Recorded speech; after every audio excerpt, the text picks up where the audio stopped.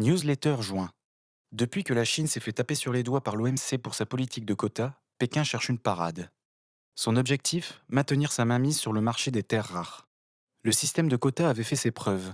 Grâce à eux, les industriels chinois ont pu bénéficier pendant des années de terres rares en moyenne 36% moins chères que sur les marchés mondiaux. La Chine cherche ainsi un moyen de recréer un système avantageux pour les acteurs chinois. Ce mois-ci, plusieurs pistes ont été avancées. La première concerne la mise en place d'une taxe sur la production de terres rares. La deuxième serait l'instauration d'une réglementation environnementale plus stricte sous forme de certificats environnementaux. L'avantage de ces deux pistes serait de limiter la production et de renchérir le coût des terres rares. Reste à garantir que cette organisation sera respectée. C'est là où la création d'un marché des terres rares intervient.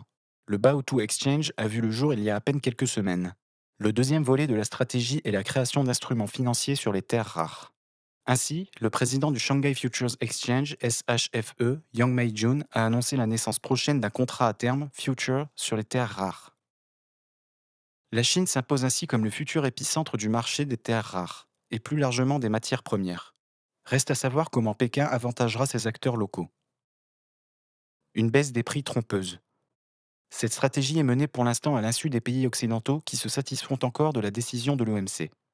Pourtant, ces diverses mesures vont faire augmenter le prix des terres rares. Un analyste évoque même une hausse de 20% par le seul biais de ces mesures. Certaines terres rares ont commencé à progresser. C'est le cas du néodyme. Nous parlions en avril de l'essor de l'industrie des aimants. Cet essor s'est traduit par une hausse forte du prix du néodyme, premier de ses composants. La terre rare a pris plus de 20% depuis le début de l'année.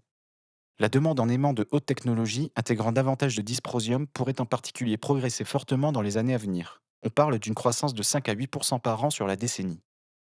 Or, ces aimants intègrent davantage de dysprosium, une des terres rares dont la production va être particulièrement compliquée par les nouvelles règles chinoises.